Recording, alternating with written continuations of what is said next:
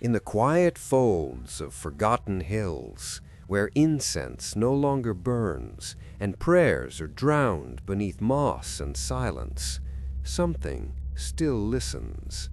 Welcome to Whispers of Asia, where stories are not just told, they are remembered, passed from trembling lips in shadowed corners, carried across rivers and rice fields, down alleyways where the light won't go. Tonight's story comes from the mist-veiled mountains of Northern Thailand, a land of spirits, rituals, and memories that refuse to die. They say there was once a monk who fasted beneath the Bodhi tree, but not for enlightenment. He fasted for shadows. This is not a tale of monsters with teeth. It is a tale of karma, devotion, and the slow, quiet terror of being forgotten by the light. This is The Monk Who Ate Shadows. The train rocked gently beneath her, swaying like a cradle, as Nira Thongzuan stared out the window at the jade-green hills of northern Thailand. Fog clung to the trees like a second skin. The land felt ancient, soaked in silence, as if every tree had once borne witness to something it could never speak of. It had been over 10 years since she'd last been here, and even then it was only for a brief summer. She remembered the humid air, the herbal scent of tamarind leaves, the warmth of her grandmother's hands. But memory distorts. What she remembered was sunlight. What she saw now was shadow. In her lap, a small bronze urn sat wrapped in a white scarf. Inside were her grandmother's ashes. Nai sawan ti tam sabai, the monk at the cremation had whispered. May she rest peacefully in the heavens. But peace was never something her grandmother believed in. I want to go home, she had told Nira, voice brittle in that hospital bed in San Francisco.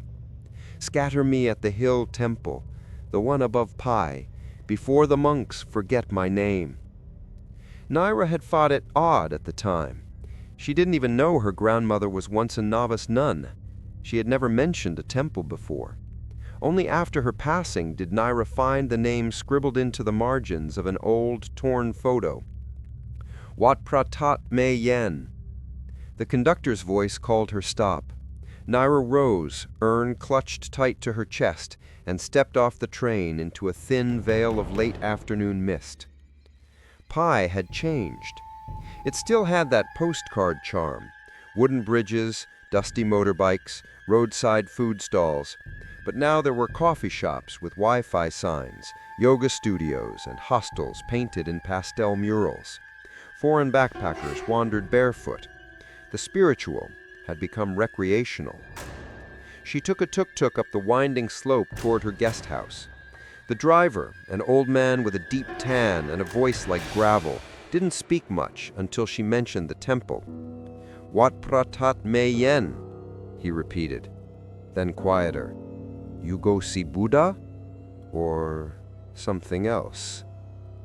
Nira blinked. Just to scatter ashes. My grandmother's. She lived nearby once. The driver's eyes narrowed. He nodded once, but the rest of the drive was silent.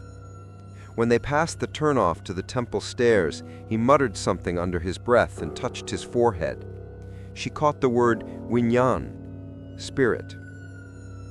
The guest house was clean and quiet, a small room with a fan and bamboo walls. The woman at the front desk, middle-aged with kind eyes, smiled politely when Nira checked in. But when Nira asked how to reach the hill temple, the woman's smile faltered. Not many go now, she said, avoiding eye contact. Monks left long ago, only trees and snakes now. Still, I'd like to go, just for a short visit.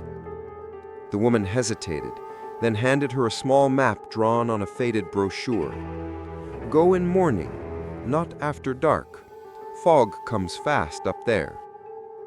That night, Nira sat on the bed, urn beside her, and unpacked the photo.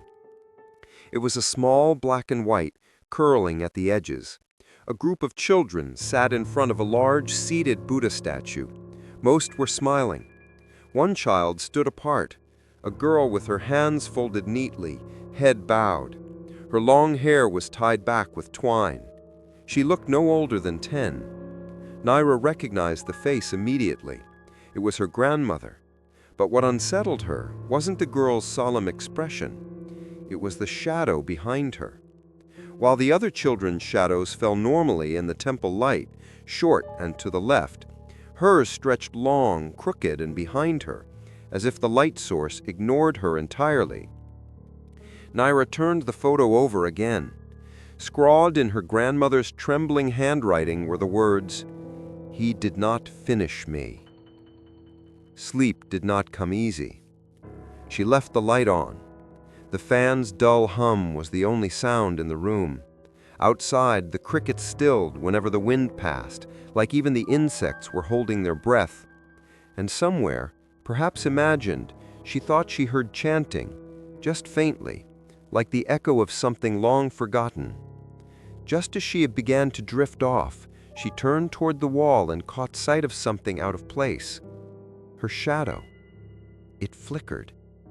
Only for a second, a ripple, as if her own outline were water catching a stone. She blinked, sat up, and looked again. Still, just her. She shook it off. Jet lag, nerves, grief. Still, she pulled the urn closer to her chest and whispered, "I'm here, Yai. I'll take you back." In the silence that followed, something cold brushed the side of her foot. Morning came with mist and birdsong. Nira climbed the steep stairs toward Wat Pratat Mei Yen, the urn cradled in her backpack, breath shallow from the incline. The concrete steps were cracked, overtaken in places by wild roots and moss. Prayer flags, once colorful, now hung limp, bleached, and tattered. At the summit, she found what remained of the temple. The seated Buddha was still there, whitewashed, massive, eyes lowered in eternal meditation. But the platform beneath it was crumbling. The wooden shrine nearby had collapsed. Vines coiled around rotting beams like skeletal fingers. And behind it, the forest leaned in, thick, wet, watching. She stepped carefully to the edge of the altar and laid the urn down. Her fingers brushed the stone, cool and smooth, then clasped in a Y, the traditional Thai gesture of respect. "May your journey end in peace," she murmured, eyes closed. The breeze picked up. A prayer flag fluttered. Then, a whisper. "Nyla." She snapped her eyes. She turned. No one. Just the trees swaying. But the urn had moved, just slightly, no more than a few inches, yet it had tilted, as if nudged, now resting at the base of the Buddha's foot. She didn't remember placing it there. When she reached for it, her hand brushed something else. A small alms bowl, cracked, covered in dust and lichen, tucked beside the statue's pedestal. Her breath caught. There, carved faintly in the copper rim, in familiar shaking Thai script, were the words, "Nok Noi," her grandmother's name. Nira's hands trembled. She stared down into the empty bowl. It was black inside, so black it didn't reflect any light. And for a brief moment, just long enough to doubt herself, she thought she saw her own reflection inside it. But her eyes were missing. She backed away, slowly, took the urn, bowed once, and walked briskly back down the steps. But the shadow that followed her felt heavier than before. Not longer, not darker, just wrong, as if it wasn't her own. The morning fog hadn't yet lifted when Nira began the climb again. The guest house owner had warned her not to, but the unease from yesterday had twisted into a quiet obsession. She needed answers. The alms bowl, her grandmother's name, the words on the photograph. None of it made sense, and yet, deep in her chest, something urged her forward. The road wound upward through forest that felt older than time. Monsoon damp earth released the smell of rot and jasmine. The call of a distant bird echoed once, then was swallowed by silence. By the time she reached the temple steps, the sun had dulled to pale gray. Mist rolled between the statues like drifting smoke. Nira paused, clutching the railing, and looked around. The Buddhist statue loomed as before, serene, colossal, but the air felt heavier now. Every sound, her footsteps, her breath, seemed muffled as if wrapped in cotton. She knelt before the statue again.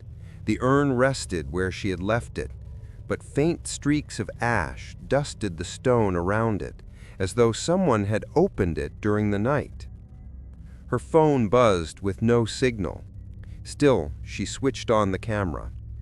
The lens flickered, static.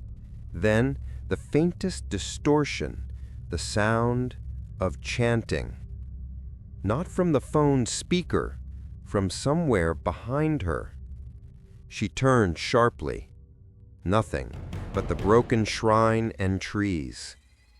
When she played back the video, her heart seized. On screen, she could see herself kneeling, but behind her stood a figure. A monk, robes tattered, head bowed low, face blurred in motion. His lips moved slowly in rhythm. The video cut to black. Nira's breath trembled. She looked back at the spot where he had appeared. The earth was damp, marked by nothing but fallen leaves. She backed away until her heel struck something solid. It was the cracked alms bowl again, shifted closer to where she knelt. This time, she saw it clearly. The inside wasn't empty. It was moving. The black surface rippled like liquid shadow. She stumbled backward, and it tipped over, spilling nothing.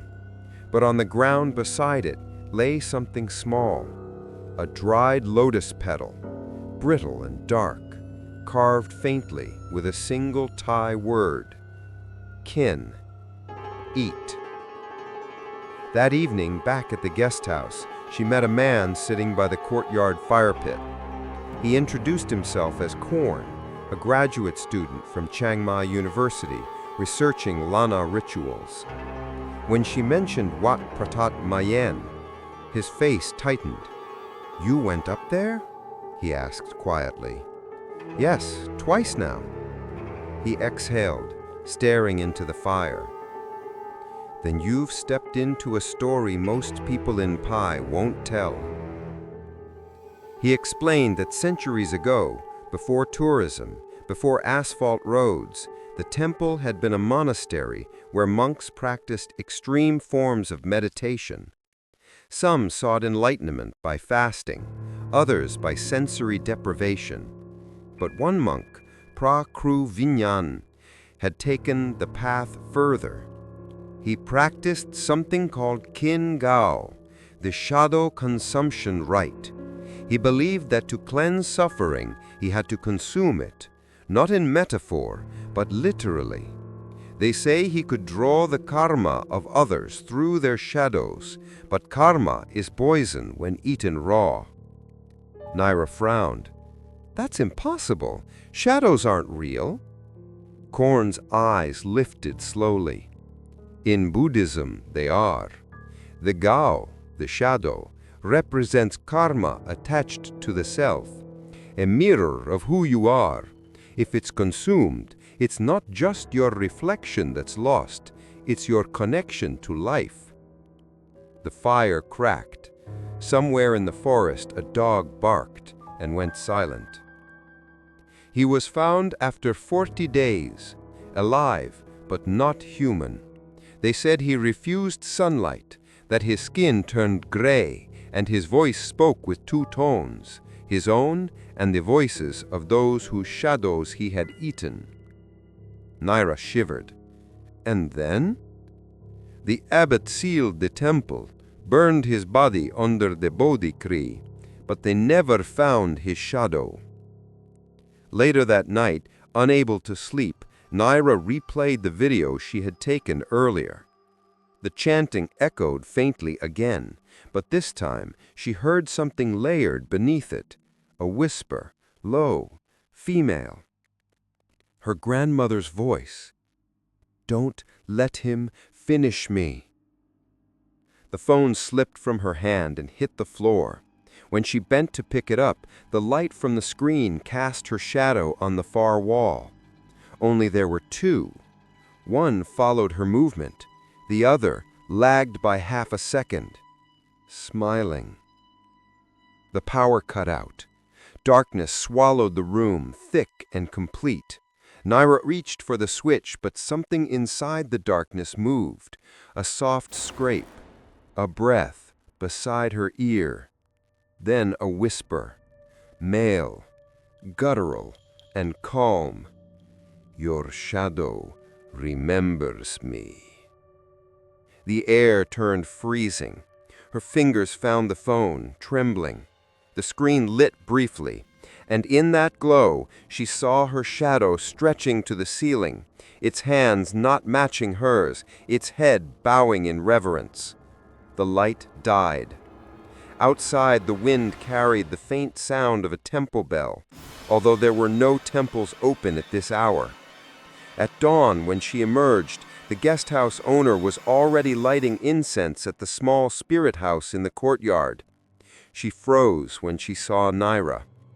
"Child, you shouldn't go back there," she said softly. "The temple remembers what the living forget. That monk, he still chants when the fog comes." Nira asked what she meant, but the woman turned away, whispering a prayer under her breath. By the river later that day, Korn found Nira again. He had something wrapped in linen, an old scroll. "I shouldn't show this to you, but you need to understand." He unrolled it carefully. The ink had faded almost to brown, but the illustrations were unmistakable. Human figures kneeling before a monk, their shadows rising from their feet like black smoke, drawn into the monk's mouth. Beneath the image was a verse written in ancient Lana script. "To eat the darkness of others is to starve the self of light." At the bottom of the scroll, a name, Prakru Vinyan, and beneath it, written later in a trembling hand, "He devoured mine." That night, Nira sat on her bed, the urn on her lap. She lit a candle. The flame bent sideways, though no wind stirred. "I'm trying to bring you home," she whispered to her grandmother's ashes. "But I think something already followed me." From the far corner of the room came a sound like dragging cloth. Her candle flickered. The flame stretched, not upward, but sideways toward the shadow on the wall. The light dimmed to red, and for the first time, she saw it clearly. Her own shadow kneeling before the ghostly silhouette of a monk, head bowed, hands clasped, as if she were offering herself to something unseen. Nira awoke with her heart already racing. The room was quiet, too quiet.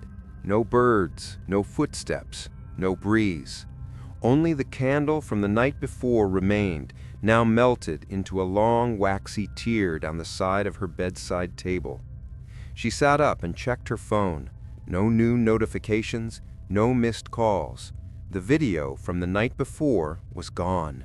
She hadn't deleted it. A strange taste coated her mouth, metallic like rust.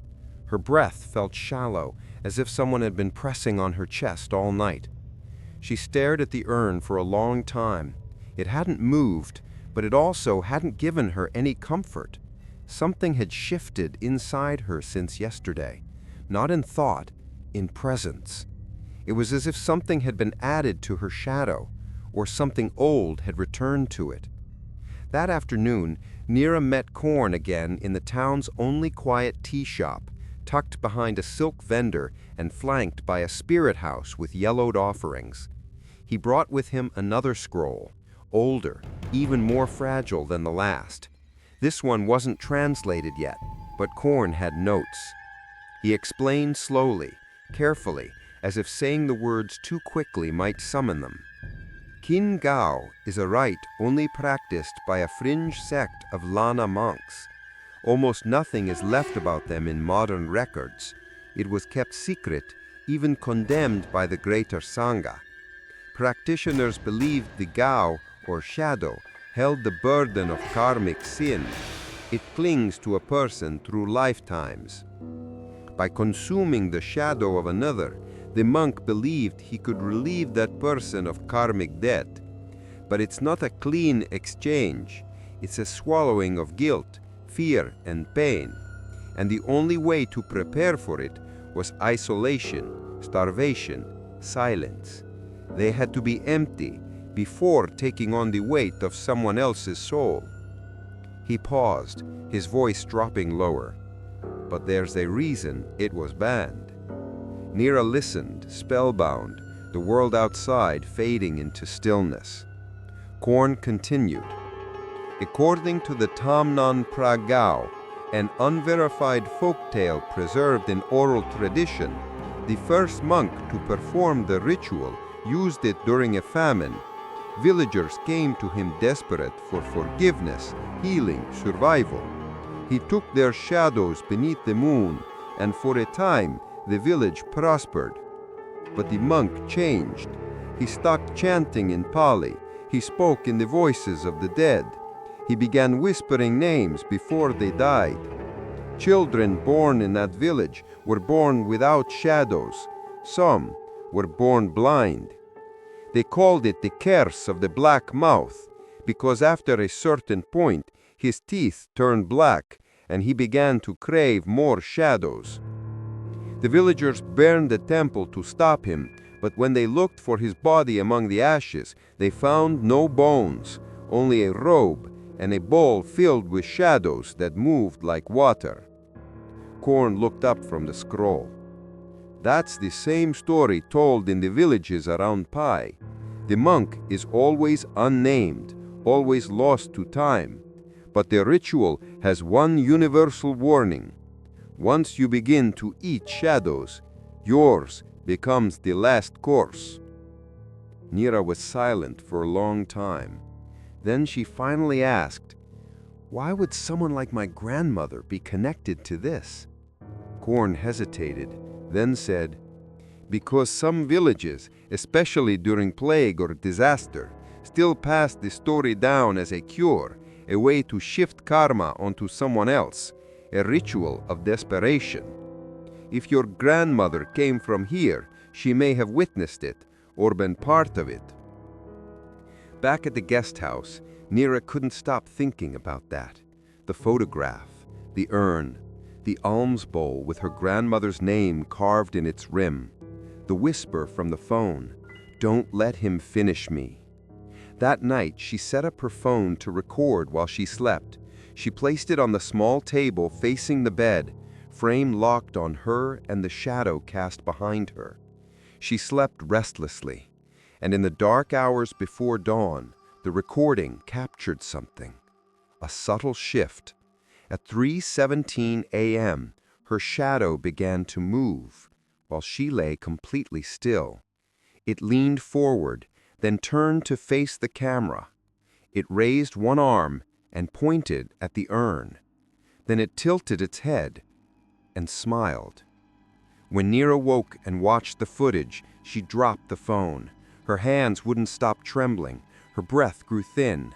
She touched her shadow on the floor beside the bed.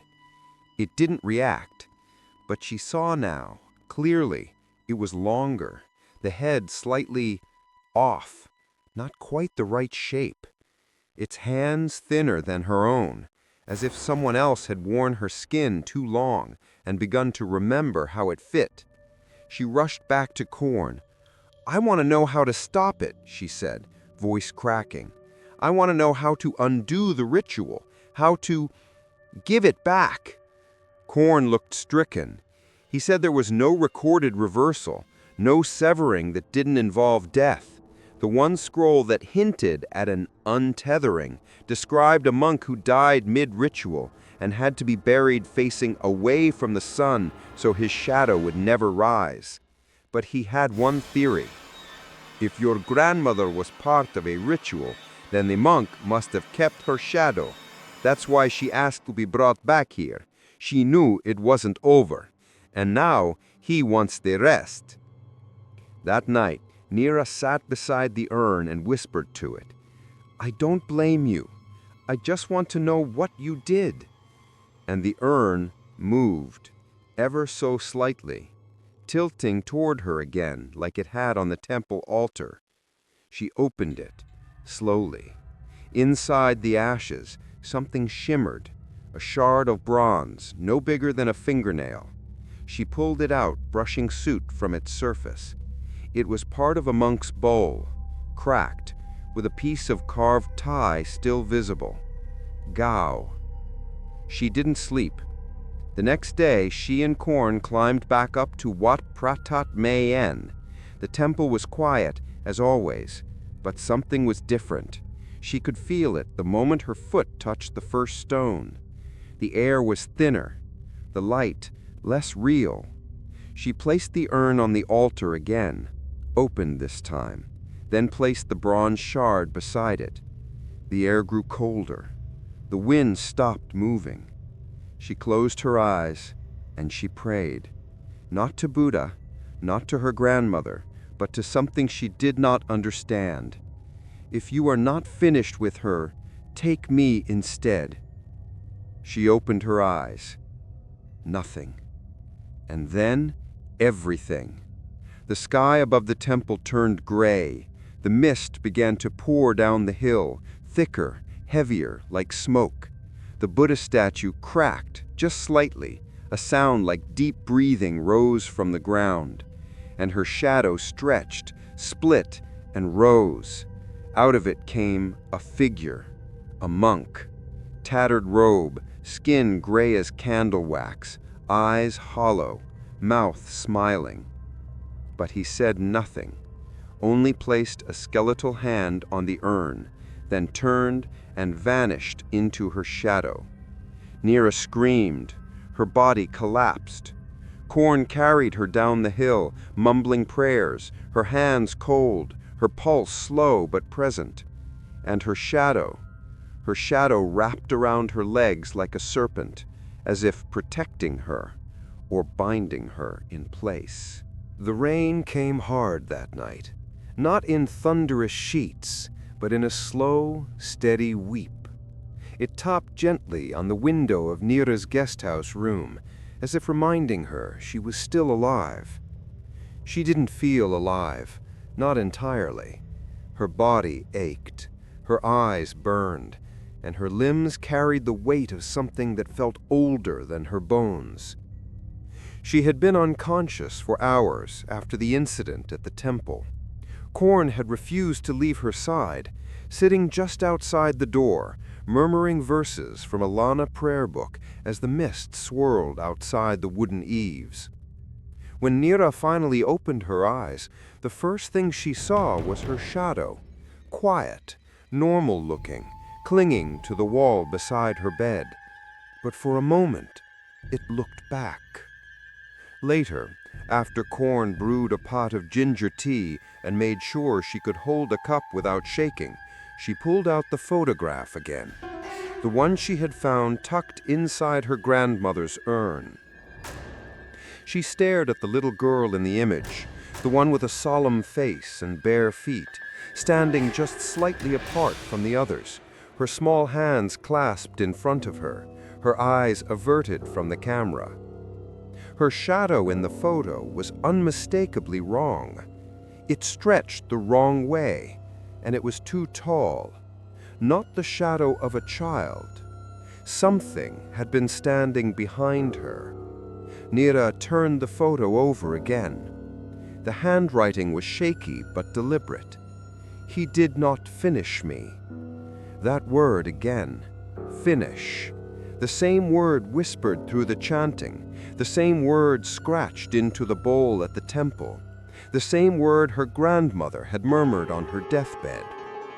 What had begun in that photograph was never completed, and it had followed her across decades, across oceans, across death. Korn leaned over the table and pointed to the corner of the photograph. "See that building behind the children?" he asked. She nodded. "One of the old monk dormitories, right?" "Maybe, but it's not there anymore. It collapsed years ago." He paused, then added, "That part of the temple ground is sealed off now. Local monks say it's cursed soil. They won't even walk past it." "Why?" "They say that's where he lived, the monk, the one who performed the shadow rite." Nira swallowed. "So if I go back there, you may find more than answers." Despite everything, she returned the next morning. The sky was overcast again. A pale light clung to the clouds, offering no warmth. The stairs to Wat Pratat Mayen were wet with dew, each step a slow echo against the mountain's breath.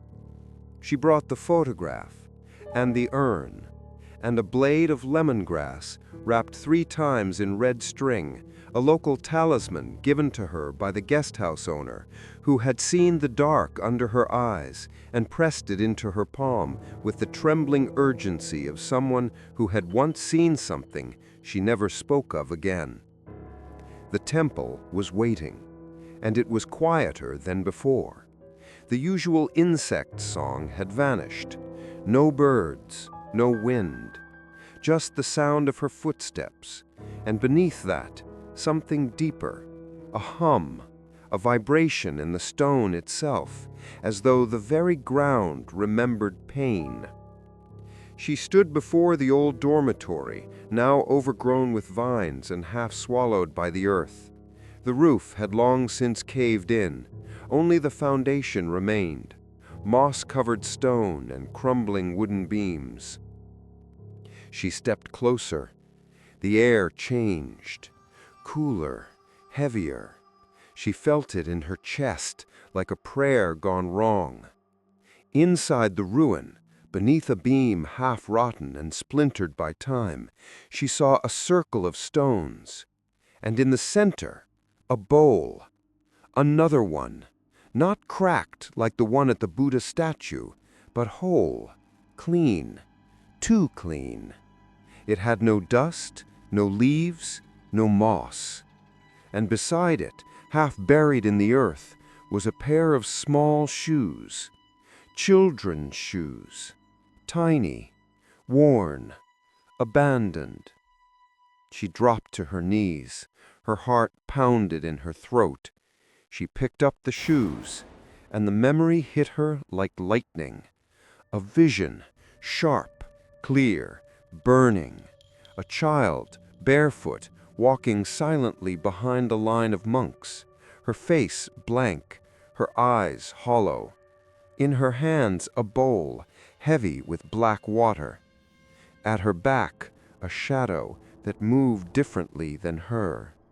She was the vessel, the offering, and the monk, he waited in the dark. Nira gasped and dropped the shoes. The ground trembled slightly beneath her, not an earthquake, but a breath. She backed away from the bowl and turned to leave. But standing at the edge of the doorway was a figure, a woman, old, dressed in white, head shaved. Her skin was paper thin, but her eyes were sharp. "You're her blood," she said softly. Nira froze. "Who?" "She was one of us, Nok Noi, the last child chosen. She offered her shadow, but she ran before the rite was complete. That's why it followed her, why it grew restless, why it lingered in the bowl. The woman stepped forward slowly. I was there. I kept the record. I watched the chanting. The moon was not yet full. The ritual was hungry, and so was he. Who was he? Nira asked. The old nun's eyes went distant. Then, I can tell you, but it will not change her hand on you. She handed Nira a scroll, old, wrapped in string. This is her part, the prayer she never completed. You must say it before the bowl, with the ashes. And then he will come, not to finish you, but to choose. Nira left the ruined dormitory as the clouds began to darken.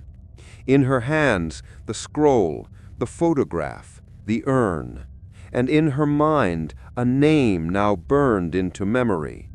Prakru Vinyan, the monk who consumed shadows and who had waited patiently for one final bite. That night, back at the guest house, Nira unfolded the scroll. The text was written in old Lana script, but there was a translated note attached.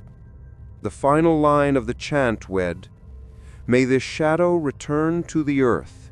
May its burden no longer hunger. May its echo find silence."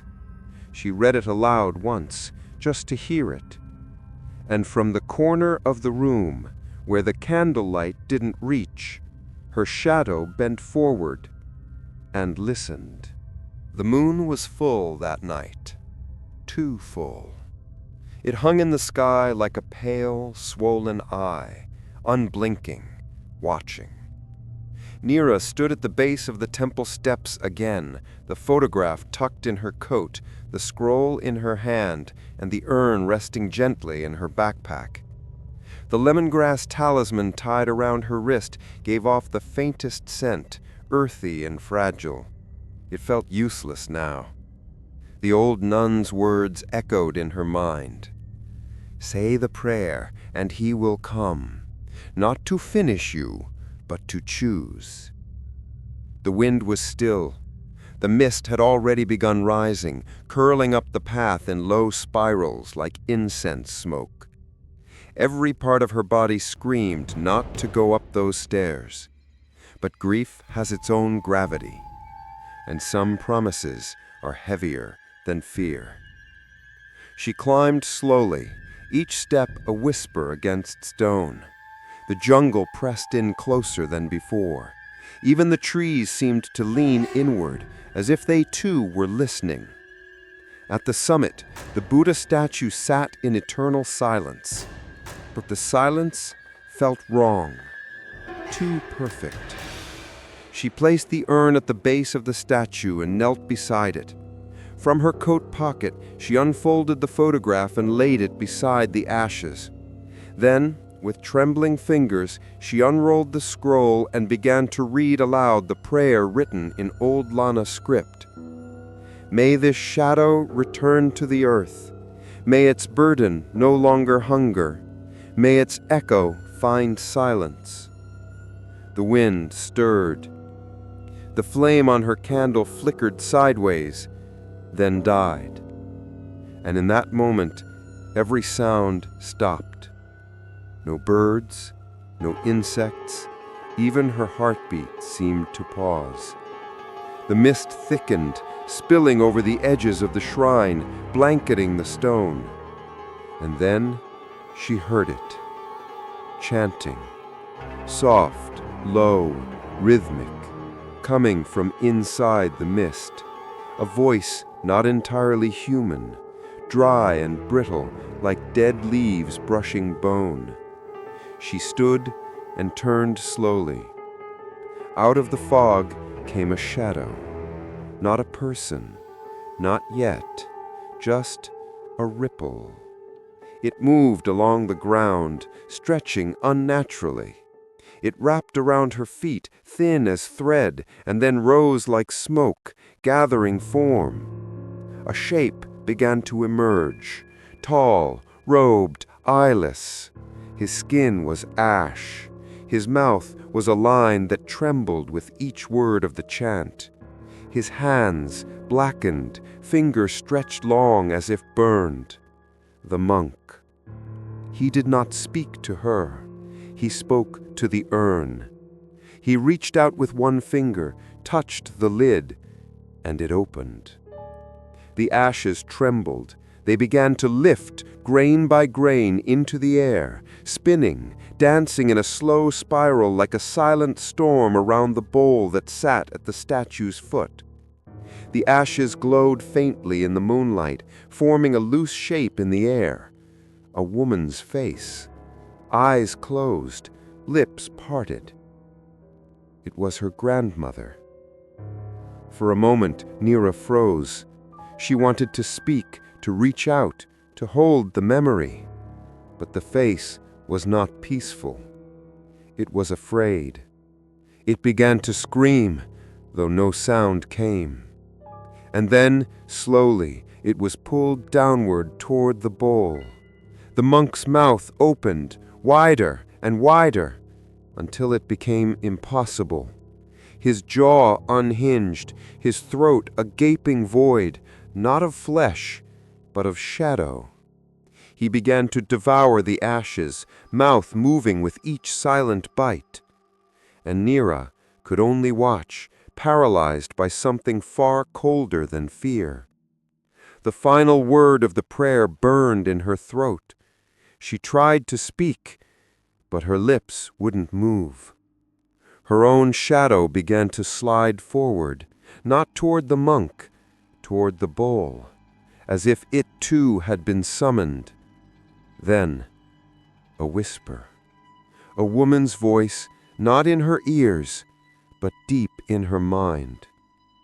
Finish it before he finishes you. With the last of her strength, she grabbed the scroll, held it to her chest, and shouted the final line. May its echo find silence. And the wind roared. The mist exploded outward. The bowl shattered, and the monk screamed. Not in anger, but in hunger. His form began to collapse, folding inward like smoke retreating into a bottle. His robes fell empty. The ashes rained down, scattering across the temple floor. The silence returned, crushing. The only sound now was Nira's breath, shaking, shallow, real. She looked around. The monk was gone. The urn lay split in half. The photograph had turned to ash. And her shadow? It was whole, but not alone. Standing beside her, just for a moment, was another, a second shadow. It reached out, touched hers gently, and dissolved into her feet. Nira fell to her knees and wept, not from fear, not from pain, but from the weight of something finally let go. The grief of 2 lifetimes exhaled into the night. She didn't remember the walk back down the hill. Korn found her hours later, seated at the base of the stairs, the broken urn in her lap, her eyes distant but calm.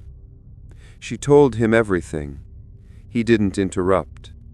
When she finished, he simply nodded and said, "It's over."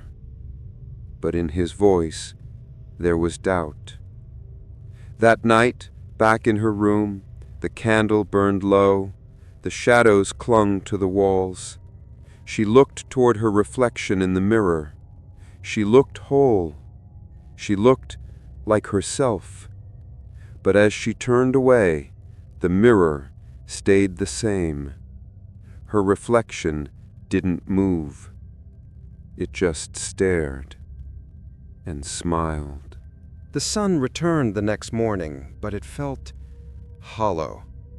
A pale light spilled across the hills of Pi, but it didn't warm the skin. It merely illuminated what had always been there, The quiet decay beneath beauty, the rot beneath the paint, the unseen beneath the scene. Nira stood outside the guest house, barefoot in the gravel, staring at her hands as if waiting for something to feel different. She should have felt free, should have felt lighter after the ritual, but instead, she felt unfinished, like something still clung to her, like something had moved in. Korn met her at the riverfront cafe, holding a cloth-wrapped bundle in his hands. "I asked one of the monks at the forest monastery to bless this," he said, placing it gently on the table. Inside was a simple wooden charm, a square tile etched with an old script and stained with saffron. "It's for protection," he added, "but I don't know how much good it will do if what touched you came from within." Nira gave a hollow smile. "You think I'm possessed?" Korn didn't answer. Instead, he poured tea and said carefully, "Do you remember what your grandmother used to say about karma?" Nira shook her head. "She once told me," he said, "karma is not what you carry, it's what you pass on without knowing." Later that day, she walked alone. The town was alive again, children laughing on motorbikes, tourists lining up for roti, monks in orange robes collecting alms. Life went on, but not for her. Everywhere she went, she saw shadows that didn't quite match their owners. A man's shadow limping when he did not. A child's shadow flickering like a broken candle. Her own shadow staring at her when she turned away. And then there was the dream. That night, Nira dreamed of the monk again. But this time, he wasn't devouring. He was waiting. Seated beneath the Bodhi tree, hands clasped, his skin stretched thin over his bones like wet cloth.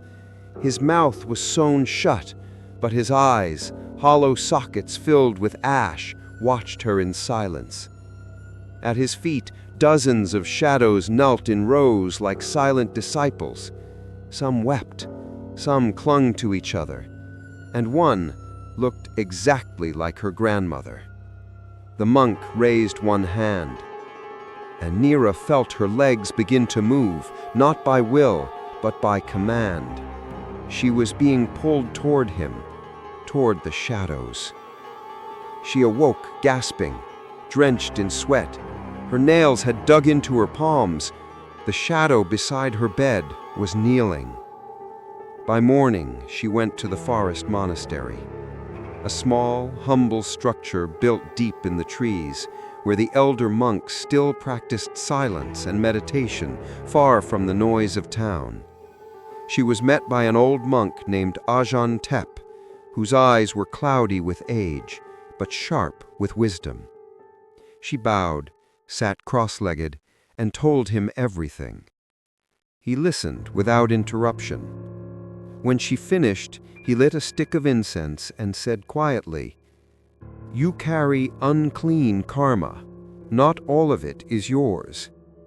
He explained, "There are different kinds of karma in Thai Buddhist belief.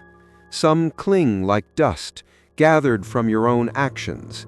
Others are inherited, passed down like heirlooms, attached through blood, ritual, or name. And some are taken." He leaned forward. "Your grandmother offered part of her shadow, but part of her remained hidden in the vessel. What came to collect it had waited for her death, but she gave it to you instead. Now it follows you, not because it wants to devour, but because it wants to finish the bond." Nira's voice trembled. "Then what do I do?" Ajahn Tep closed his eyes and said, "You must find the place where the shadow was first offered. The ritual was interrupted. The exchange was incomplete. A wound left open becomes infected. Go to the Bodhi tree and bring no light." That night, the moon was absent, only starlight and shadows. Nira climbed the hill again, alone this time, carrying nothing but the broken urn, the charm Korn gave her, and a pouch of soil given to her by the elder monk, blessed earth from the monastery. She made her way behind the Buddha statue, toward the overgrown ruins where the ancient Bodhi tree grew wide and gnarled, its branches like twisting arms.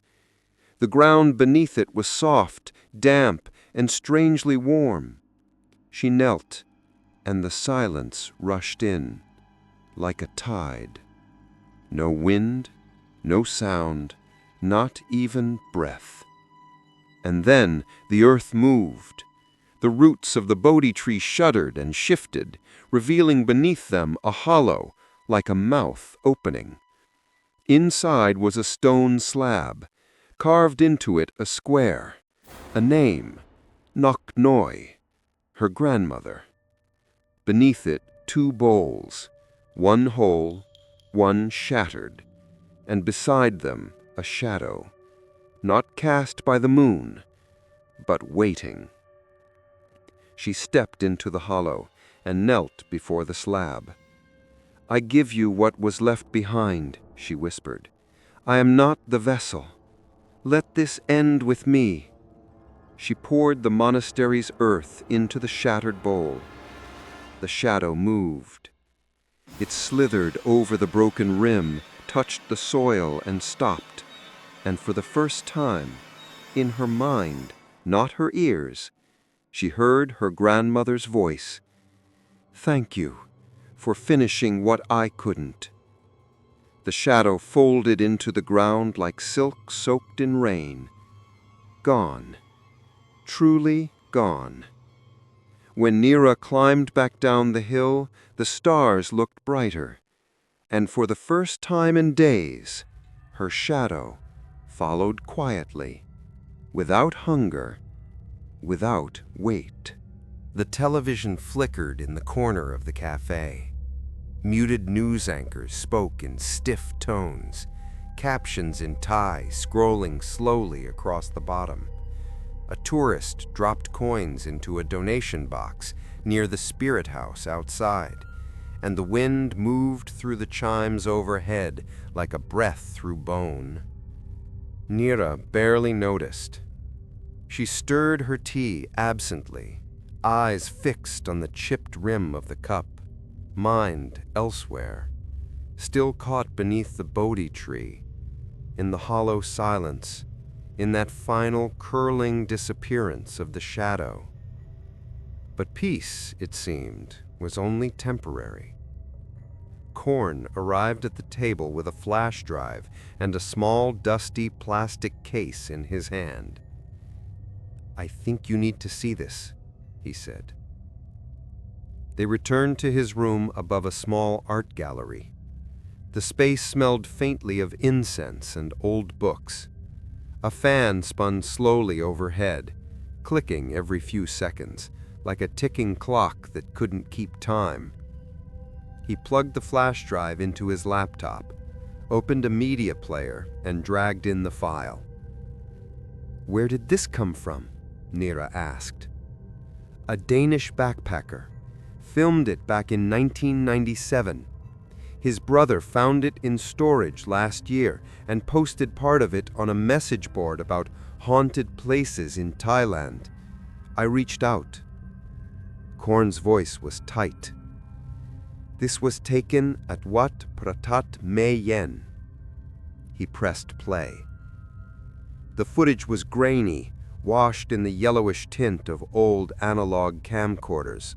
It began with a group of young travelers laughing and hiking up the temple stairs. One of them, a tall man with a ponytail, spoke into the camera, narrating in Danish. Subtitles translated his words. "Locals say the temple's cursed. No one goes up here after dark, but we're not afraid of ghosts, just mosquitoes." The group reached the summit and joked around the Buddha statue. But after sunset, the camera panned to one of them standing near the tree line, still, staring into the forest. "Are you okay?" the cameraman asked. The man didn't respond. Suddenly, he began walking, straight into the jungle behind the statue. The others called after him, laughing at first, then shouting, then screaming. The footage cut to static, then picked up again, shakier. The camera panned across the undergrowth. We've been looking for 2 hours. He's gone. He just vanished. The image trembled. The cameraman was breathing hard. Then, he froze. The camera zoomed in on a clearing. And there, on the ground, was a shadow, alone, elongated. But no body, just the shadow, still, unnatural, as if burned into the earth. It didn't move with the wind, didn't shift with the light. The voice behind the camera whispered, "Where's his body? Why is his shadow still here?" The screen went black. The playback stopped. Korn looked at Nira. The man was never found. They say if you pause the tape just right, you can see something moving inside the shadow, like it's still alive. He leaned forward. Shadows can remain after death, Nira, especially if something took the body but couldn't finish the soul. Nira said nothing, but her hands clenched tightly in her lap. She didn't want to believe what she had just seen, but she did, because she had felt it. In the temple, in the monk's presence, in the air that seemed to breathe when no one was near. She had seen shadows behave like living things, and now she had proof that what haunted her was not a curse in metaphor, it was real. That night, she sat alone in her guest house room, the flash drive in her hand. She replayed the tape, paused it at the frame where the shadow lay in the clearing. She stared, and then something did move. Just a flicker. Not the whole shadow, just its edge. It rippled, as if something inside had shifted, stretched, pushed. She pressed pause again, zoomed in. The shape was grainy, distorted, but unmistakable. A handprint, pressed against the inside of the shadow. She snapped the laptop shut and backed away. The candle on her desk flickered violently.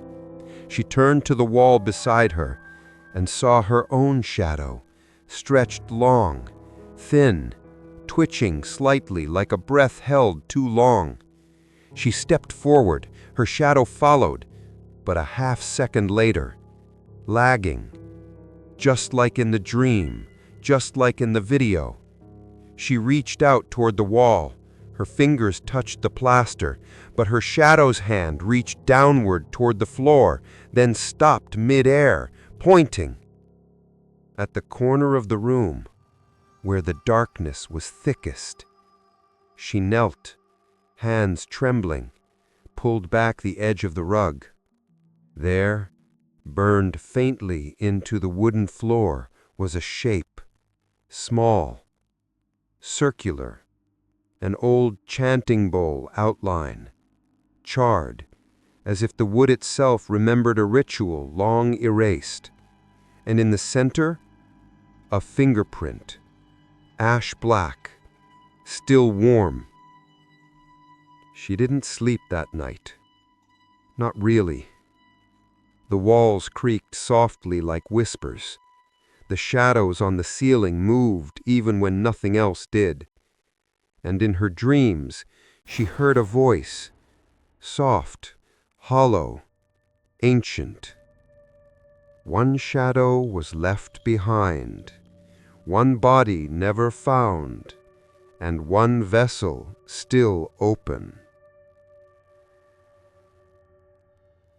She woke up at dawn with blood beneath her nageltips. Not hers. The next day she went back to Korn, told him everything. The mark on the floor, the movement in the video, the voice. He stared at her, silent, then pulled out a notebook, flipping quickly through hand-drawn diagrams and scribbled notes in Thai and English. He stopped on a page showing the silhouette of a chanting monk and a circle of offerings. He pointed to a small symbol drawn beneath the circle. This is the symbol for an unfinished ritual. It's supposed to fade after the ceremony is completed. If it reappears, he trailed off. Nira finished for him. Then the vessel is still open. And then, slowly, Korn whispered a word Nira had never heard before. Pra-nau-dam, the Black Shadow Monk, a spirit, a legend, a monk who consumed karma until he ceased to be human. His soul had scattered, unable to reincarnate, and so he returned, not in body, but in shadow, hunting unfinished vessels to fill the void. He doesn't need your soul. He needs your karma, your history, your weight. If he devours that, then you become empty, and he becomes whole. Nira stood, her throat dry, her voice barely a whisper. Then I need to find the one who was taken. I need to go back to the shadow that was never buried. The mountains were quiet that morning. Too quiet. The kind of quiet that doesn't soothe, but listens. Nira sat beneath a tamarind tree at the edge of town, watching villagers offer rice and incense to the shrine beside the old bridge. A group of elders lit candles and murmured prayers, their movements slow and reverent. She recognized one of them, an old woman with cloudy eyes and a spine curved like the branches above. It was the same woman who had stopped her once before, the same one who called her by her grandmother's name. Nira stood and approached her. "You knew Nok Noi?" she said quietly. The woman did not look surprised, only nodded. "She was a child, but we all knew. She was chosen." The woman led her to a bench beside the small river that ran like a silver ribbon through Pai. Her hands were rough, her voice soft as wind in dry grass. Back then, the plague had come. Children were dying. Crops failed. The river turned black. We were desperate. The elder said the monk at the hill temple could take the sickness away, but only if a shadow was given in exchange. Not a life, a shadow. Nira's voice shook. "They gave her?" "Yes," the woman said. "She was born on the ghost moon. No twin, no brothers, no protector. She was light and quiet. We believed she would not be missed. We were wrong." She told the story slowly, painfully, like peeling old skin. A ceremony held beneath the full moon. A monk seated inside a circle of ash and sandalwood. A child brought forth, barefoot and blindfolded, her hands pressed into a chanting bowl filled with water and ink. Her shadow separated, not in light, but in essence. But the rite was interrupted. Lightning struck the tree overhead. The ground split. The bowl shattered. The child ran, and the monk remained hungry. "He never left that place," the woman whispered. Not truly. His body burned, but his shadow hid inside the bowl, waiting for her to return. But she never did, Nira said. No, the woman agreed. She ran far, started a new life, new name, new country. But shadows do not recognize borders. They follow the soul. Nira sat in silence for a long time, then asked the question that had been bleeding inside her for days. Why did she leave the ashes to me? The woman looked at her, eyes suddenly sharper than before. Because the ritual never ended. Her shadow was never reclaimed. The monk was still tethered, and when she died, she passed it to you, not to curse you, but to finish it. That night back at the guest house, Nira couldn't sleep. The ceiling creaked in patterns that felt like breathing. The candlelight bent unnaturally toward the floor, and her reflection in the window didn't blink. She took out the broken urn again, brushed the ash from the lip. Tucked inside the linen wrapping was a folded piece of paper she hadn't noticed before. Her heart stopped as she opened it. It was another photograph, older than the first, blurry, black and white. This time it showed the ceremony. A girl kneeling in the dirt, a monk standing behind her, hands hovering over her shoulders, and beneath her a shadow being peeled away. But the girl's face wasn't Nok Noi. It was her. Nira gasped and dropped the photo. It fluttered to the floor, landing face down beside her shadow. She reached for it with shaking fingers, but her shadow moved first. It touched the photo. And in that moment, something opened in her memory, something not her own. A flash, a voice. "You are not my daughter." A whisper. "I gave her to save the others." A scream. "She never came back." And then darkness. Deep, cold, familiar. She awoke on the floor with blood on her lip and a ringing in her ears. The photograph was gone. Only her reflection in the window remained, staring, wide-eyed, pale. But its mouth was open, whispering something she couldn't hear. The next morning she went to the hill temple one more time, not with fear, with resolve. She passed the Buddha statue, past the broken dormitory, walked barefoot through the forest to the hidden altar behind the tree. The circle of stones still stood, the bowls still sat, and the air was waiting. She knelt, unrolled the scroll one more time, and added something to it, a sentence of her own. "Let the sins of the ancestors stop with me." She burned the scroll over the bowl, let the ashes fall inside. Then she whispered, "I forgive you, Yai, for what you carried, for what you passed on." The wind shifted, and from the ground rose something not yet dead, a shape, a shadow, half hers, half someone else's. It looked at her, not with eyes, but with remembrance. It leaned forward, touched her cheek, and dissolved.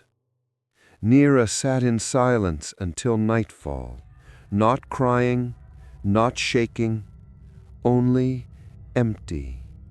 But not in the way the monk wanted.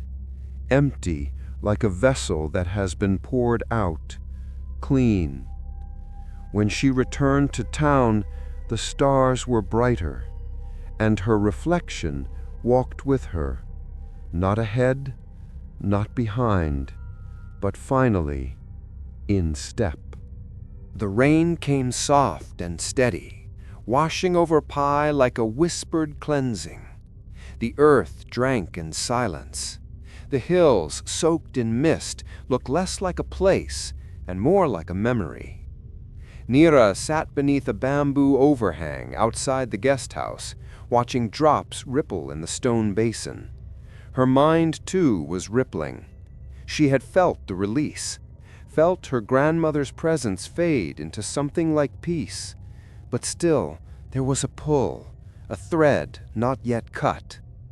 Quran joined her, carrying an oil lantern and a thin leather-bound notebook. His face was drawn, his eyes darker than usual.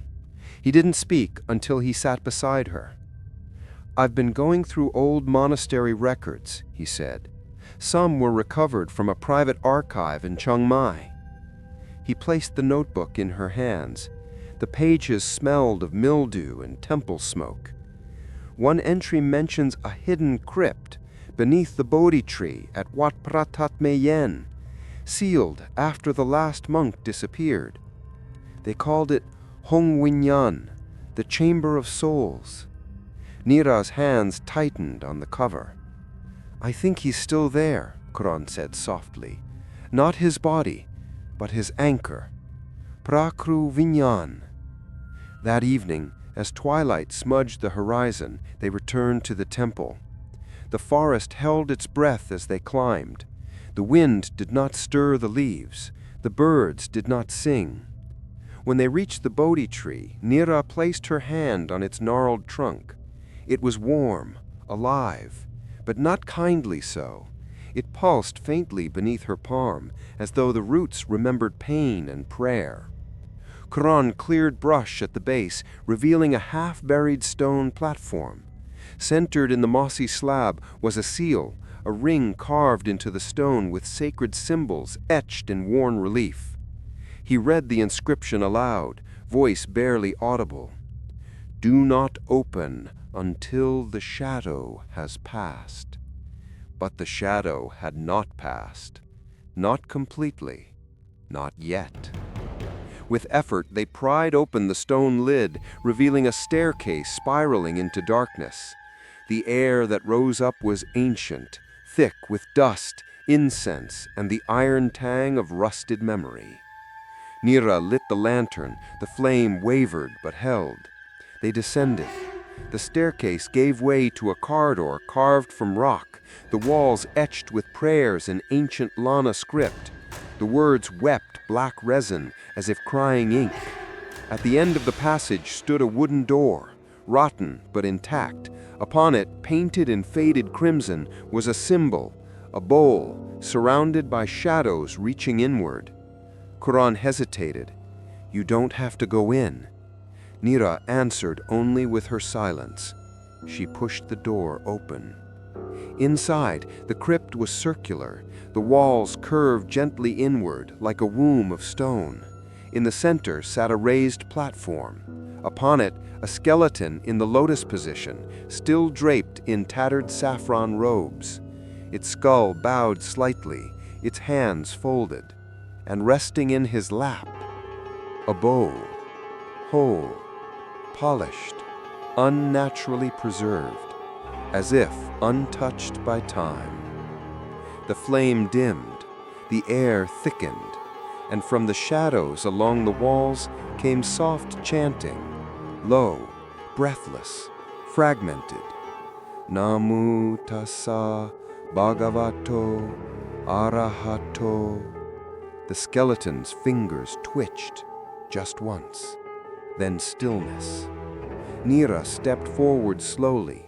The bowl called to her, not with sound, but with presence. It hummed softly inside her bones, like a song remembered from a past life. Inside the bowl lay ashes, dark, fine, and trembling slightly. Quran whispered, "That's not his remains. That's his hunger." Nira knelt and saw something strange, reflected in the curve of the bowl, her face, but younger, a child, mouth open in silent scream. Behind her, the monk. alive, smiling. She touched the edge. The chanting stopped, and the skeleton before her drew a breath, not through lungs, but through shadow. Darkness peeled away from the walls, gathering into the center of the crypt like smoke made conscious. It coiled around the bones, reformed the monk's outline, tall, thin, mouth sewn shut, but still smiling. His eyes were pits of nothing. He raised a hand, not threateningly, but like a priest offering communion. Nira didn't move. Then he pointed to the bowl, to the ashes, and then to her. Quran stepped forward, raising the lantern. "Stop!" he hissed. But the light dimmed again. The flame turned blue, and the monk opened his mouth. The stitches tore, and from within came a voice not his own, a chorus.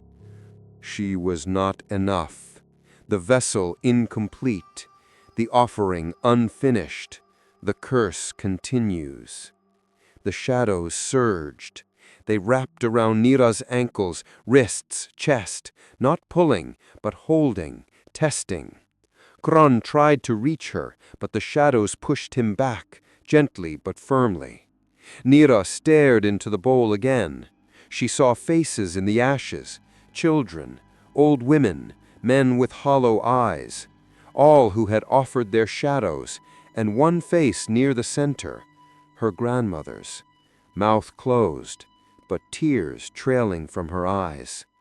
And then a voice, a memory, inside Nira's own mind, her grandmother. "Finish me. Burn what remains. Let no shadow follow you." Nira reached into her satchel and pulled out the final relic she'd brought to Pai, a small silver locket containing the last of the ashes that hadn't scattered at the statue. She held it above the bowl. Tears slipped down her face. "No more," she whispered. "This ends with you." She dropped the locket. The metal hissed on contact. The bowl cracked. The shadows screamed. The monk reared back, his form splitting at the seams, unraveling like smoke under wind. Quran grabbed Nira and pulled her back as the bowl split completely. And then, silence. Utter silence. The skeleton collapsed into dust. The shadows retreated into the cracks of the crypt. The walls groaned once and were still. The flame in the lantern burned steady, pure. They climbed out into the night. The moon was clear.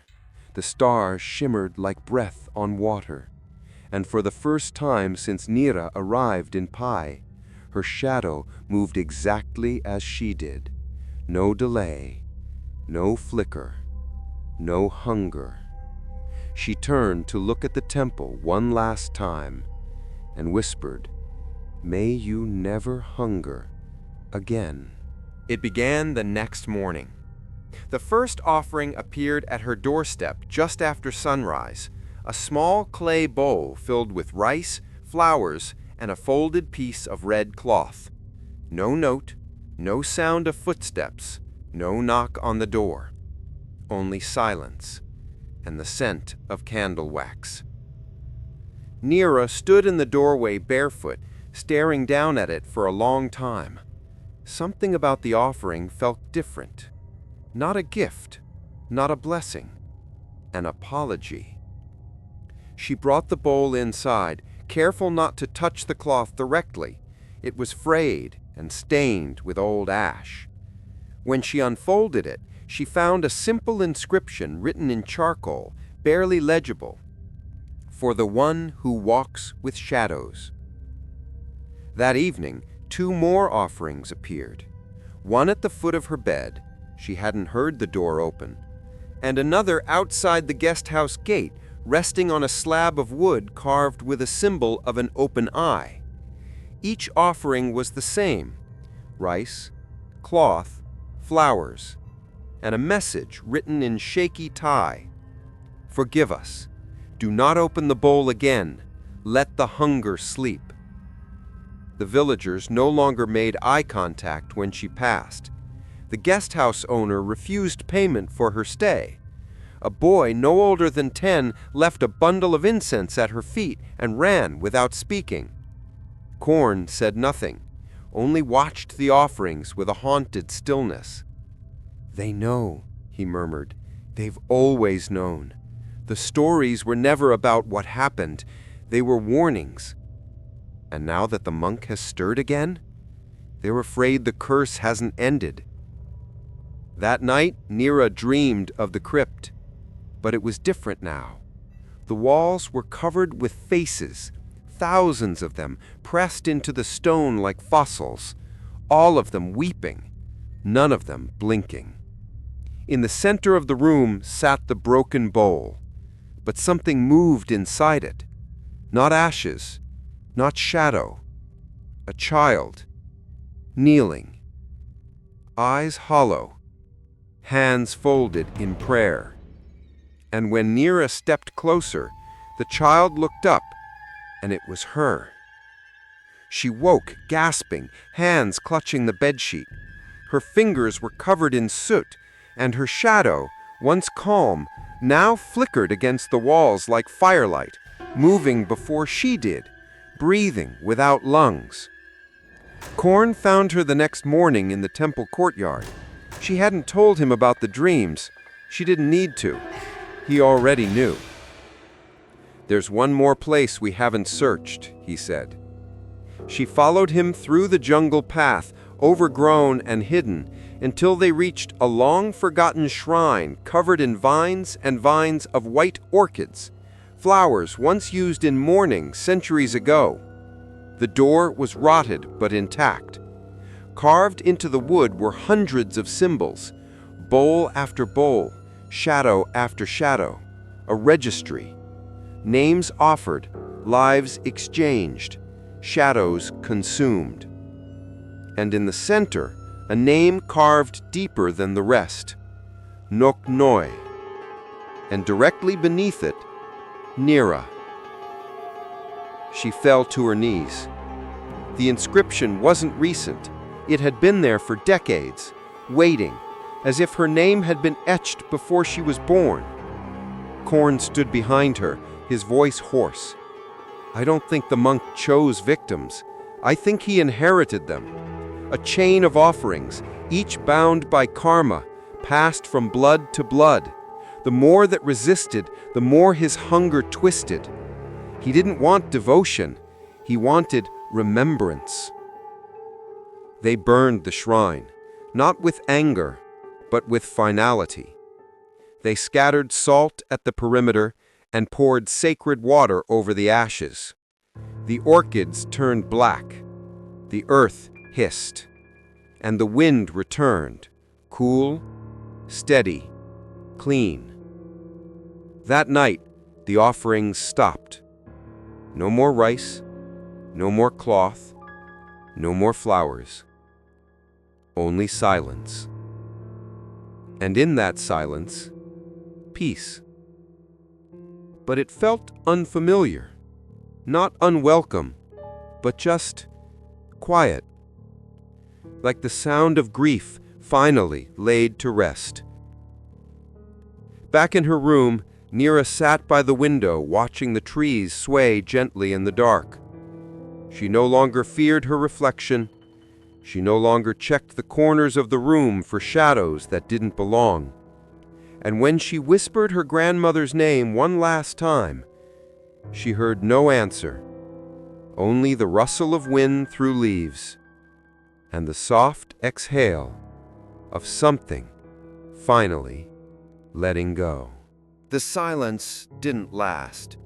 It never does. 3 nights after they burned the shrine, Nira awoke to the sound of chanting. Soft, distant, like it was being sung from under the floorboards of the earth. Namo tassa bhagavato arahato samma sambuddhassa.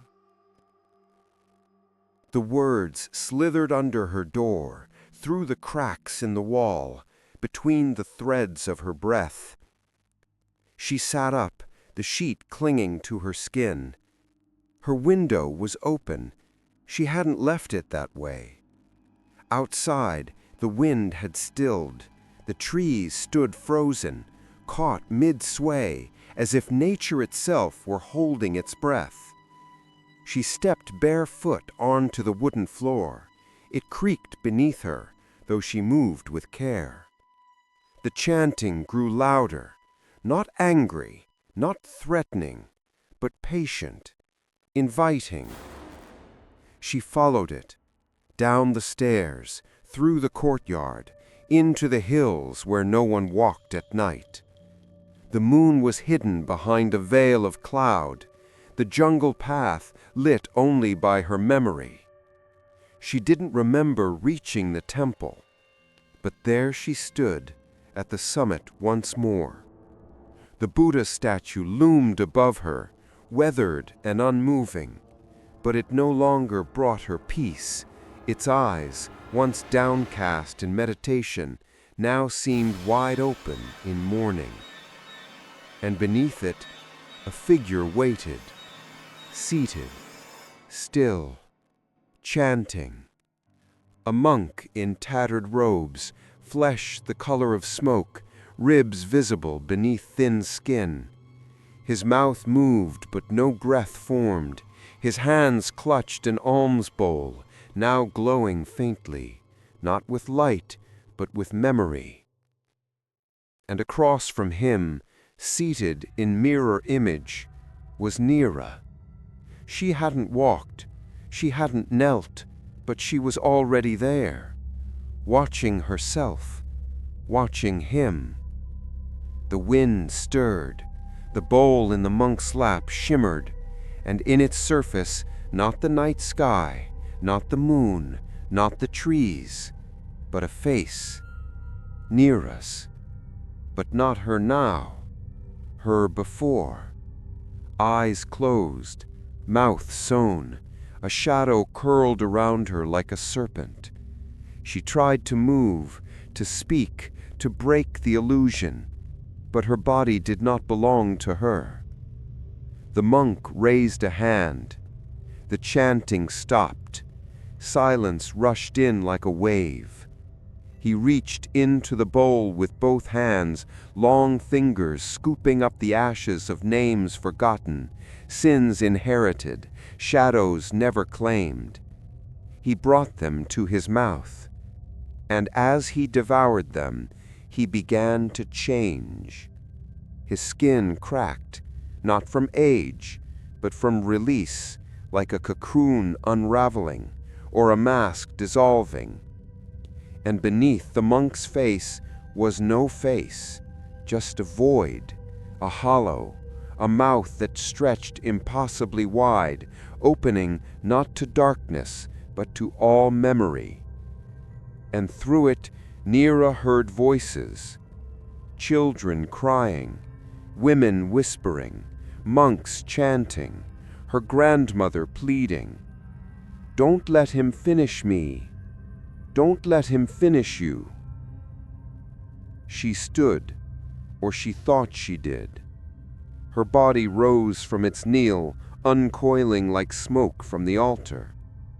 The monk reached out, hand open, palm up, and in his palm was a single word, carved in skin, complete. Then her voice came, though she hadn't willed it. "You are not hunger. You are remnant. I see you now, and I do not fear you." The monk paused, tilted his head. His mouth began to close, and then the bowl cracked, a single fracture across its surface. From within it, a light emerged, not pure, not holy, but human. The light of grief carried, not consumed. The light of unfinished love, of echoes left behind. And then, behind her, she heard footsteps, soft, bare.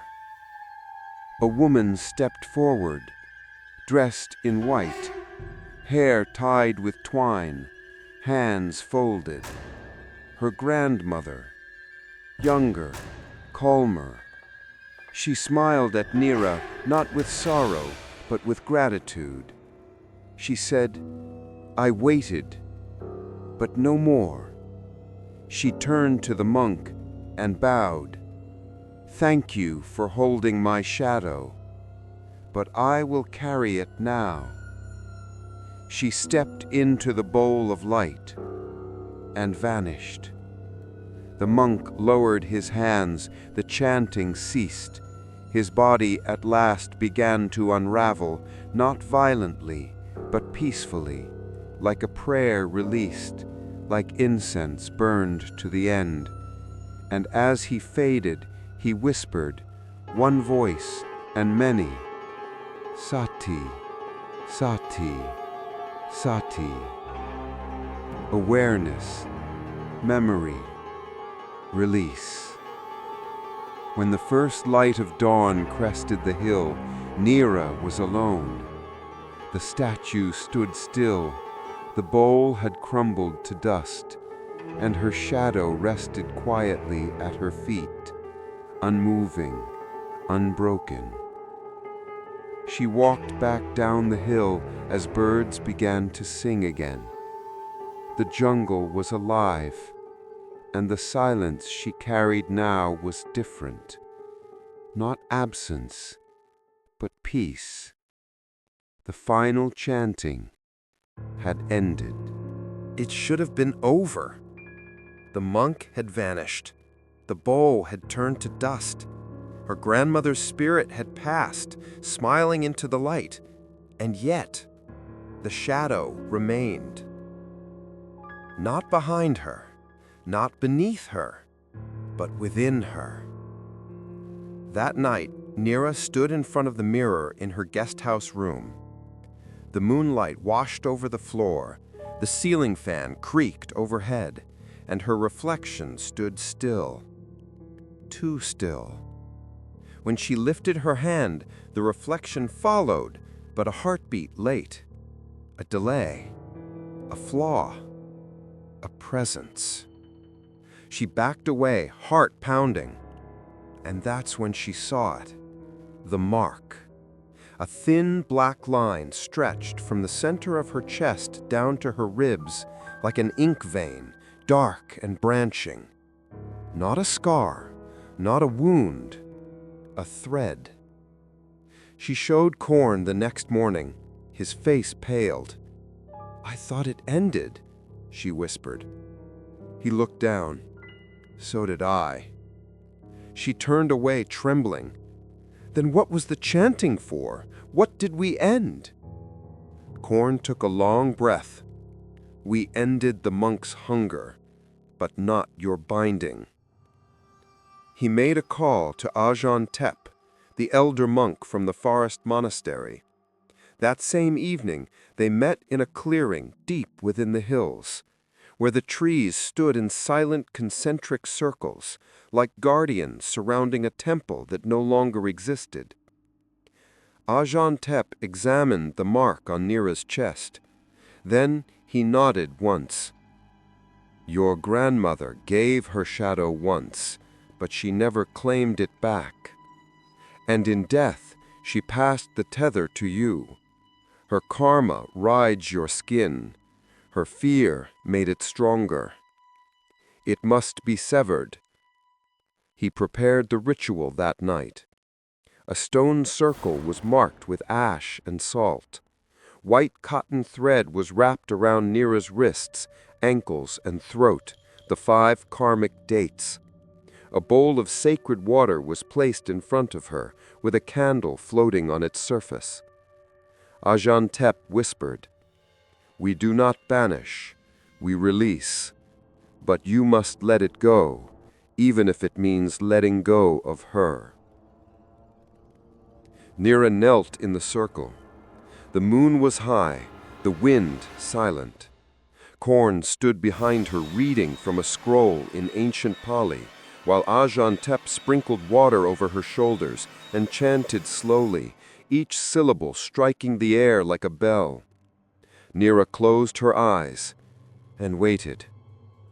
At first, there was nothing. Then heat, burning in her chest. The black line pulsed, moved, like a root being pulled upward. And then came the voice. Not hers, not her grandmother's, but both layered. You will not finish me. You were me. I am not ready. You must carry it further. Her hands began to shake. The cotton threads around her limbs tightened, on their own, cutting into skin. Blood beaded. The candle in the bowl flickered. Ajahn Tep's voice rose louder, deeper. Let the karma return to the soil. Let the shadow no longer follow. Let the name be spoken once, and then no more. And Nira screamed. Not from pain, from separation, from the tearing of something that had rooted itself inside her since birth, silent, hidden, inherited. She felt the shadow rip, not violently, but like cloth unraveling, thread by thread. Her spine arched, her mouth opened, and from it came a black mist. It rose from her tongue, spilled from her eyes, coiled into the bowl of water, and hissed. The candle went out. The thread snapped. Nira collapsed into Korn's arms, her skin slick with sweat. Her shadow, still, perfectly still. No delay, no flicker, no distortion. It was finally hers again. They buried the bowl beneath the Bodhi tree, salted the earth, burned the threads, and said her grandmother's name one last time. Nok Noi. May your shadow return to the earth. Back at the guest house, Nira slept for 14 hours. When she woke, the mark on her chest was gone. So was the weight in her breath. So was the fear in her bones. And when she looked into the mirror, she saw herself, exactly as she was, and nothing more. For a few days, everything was quiet. Too quiet. No shadows moving out of turn, no whispers beneath the floorboards, no chanting rising from the trees, just the sound of river water, wind through banana leaves, the life of Pi resuming around her. Nira took long walks by herself, ate alone, sat in the sun, wrote things down she'd never written before. She thought she might finally be free. But healing does not always mean safety, and peace, she learned, was sometimes only the stillness before something older, darker, deeper woke up. It started with the birds. They stopped singing. She noticed it first near the guest house garden. No chirps at dawn, no flutter of wings. The trees were full of leaves, but empty of life. Then came the air. It turned thick, heavy with heat and dust, even though the rains had returned. By the third day, her shadow began to feel too close. Not distorted, not delayed, just heavy, as though it were leaning on her. Korn came to her with shaking hands. "There's something wrong at the temple," he whispered. "People are saying the Bodhi tree is dying." They returned together at dusk. The hill was silent. No insects, no dogs, no monks. At the summit, the Buddha statue had cracked again, deeper this time, a fissure running from brow to chest. But it was the tree that held their gaze. Its trunk had turned black. Its leaves curled at the edges, brittle and gray. rustling even though there was no wind. At the roots, a hole had opened. Not dug, not natural. A breach, as if something had crawled out. Nira felt it before she saw it. The shift, the drop in temperature, the low hum in her chest. Something had returned, but not from memory, from within. She stepped closer, and that's when she saw it. A shadow, but not her own. It slithered along the ground like a trickle of ink. It had no body, no anchor, and yet it moved with purpose. It circled the tree, coiled up the base, and then rose, taking shape. A monk's shape. Tattered robe, hollowed eyes, open mouth. Pra Kru Winyan. But this time he wasn't silent. This time he spoke. You tore the thread. You broke the bowl. You cast away the burden. But you forgot. You carried it for me long enough to feed me. His voice wasn't loud, but it filled the clearing, like smoke fills lungs, like water fills lungs. Nira staggered backward. Korn tried to pull her away, but the air around them bent, rippled, as if reality itself was warping. The monk's arms stretched outward, not to embrace, to claim. The earth around the Bodhi tree cracked open, and from it rose more shadows. Not people, reflections, echoes, all the versions of Nira that had carried grief, pain, guilt. The girl who said nothing when her grandmother wept. The woman who left home and never looked back. The soul who came here searching for peace and found inheritance. They surrounded her, and she began to fracture. Her knees hit the ground. Her breath left her. The monk stepped forward, silent now, mouth wide. From that dark chasm she heard every voice she had ever tried to forget. Her grandmother crying, her mother blaming, a child screaming, a monk chanting, and behind it all, the hunger. I carried it for you. I carried it for all of you. But I am not the bowl. She raised her head. Her eyes burned with tears and rage. You do not get to finish me. The monk froze. The shadows hesitated, and Korn, breathless, pulled from his bag a string of sacred beads blessed by Ajahn Tep before they left. He stepped into the circle, wrapping the beads around Nira's wrists. You are not what you inherit. You are what you release. The monk screamed. A sound without shape, just raw, deafening sorrow. The shadows lunged, but Nira stood tall, her voice rising above the storm. I release the names that were not mine. I return the sins I did not commit. I send back the voices that were never meant for me.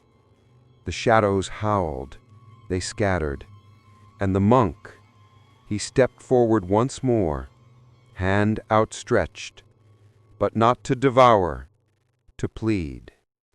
His eyes, now empty sockets, filled with ash that poured like tears. I remember, he whispered. I was the first. I bore the pain. I never wanted to eat, only to carry. Nira reached forward, touched his hand, and in that moment he broke, not into dust, but into light. Thin, dim, faint, like the memory of a candle long blown out. And then he was gone. The shadows, gone. The Bodhi tree, silent, its leaves slowly uncurling, its bark lightening, its roots resting. Nira collapsed into Korn's arms, and for the first time the wind returned, soft, real, alive. Later, as dawn touched the hill, she stood at the edge of the steps, watching the sky bleed gold. "I think it's over," she said softly. Korn nodded, then hesitated. "Do you feel different?" She paused, looked down at her shadow. It was still. But then just faintly at the edge of the light, it bowed. Just once. A final gesture. Not submission, but gratitude. They say the hill is quiet now. No more chanting after dark. No more cracked bowls. No more shadows that stretch against the wind. The Bodhi tree has bloomed again, pale green leaves reaching toward the morning sun, its roots no longer splitting stone. The air around the summit is still heavy, but not with fear, with memory, with something like mourning, with silence. Nira left Pai a week later. No ceremony, no goodbye. Just a simple walk through the market, a final glance at the alley where children once left offerings, a nod to the guest house owner who still wouldn't meet her eyes. Even after it was over, they saw her differently, like a storm that had passed through and taken something with it. She boarded the slow train alone, the tracks rattling gently beneath her, mountains dissolving into mist behind the window. She watched the hills fade. She didn't look for her reflection. She knew it would be there, or not. It didn't matter anymore. Some days she doesn't think about it at all. She works, she breathes, she sleeps. She laughs sometimes, though it feels like a sound borrowed from someone else. But some nights, when the lights are off, when the apartment is still, she hears it again. Not chanting, not voices, just the bowl. Not present, not physical, but remembered. The weight of it, the cold of it, the whisper inside, "You carried me long enough to feed me." And in those moments she rises from bed and walks the floor, barefoot, slow, uncertain. She touches the walls, the windows, the mirror. She checks her shadow. It always behaves, but still she wonders, is it following or waiting? They say shadows fade in the morning. That's how you know the night has passed. But not all shadows disappear. Some stay with you. Some are you. Some walk beside you long after the story ends. There's a village near the edge of the hills. Children still whisper about the woman who climbed the steps with her grandmother's ashes and returned changed. They say she left her name behind on the mountain, that the tree still bends when she's near, that her shadow bows when no one is watching. And when the wind picks up just right, you can still hear the bowl rattle in the dust, not calling, not cursing, just remembering. No one has seen her in years, but sometimes, on quiet mornings, hikers spot a lone figure at the edge of the ruins. She wears black. She doesn't speak. She doesn't smile. And she walks without light.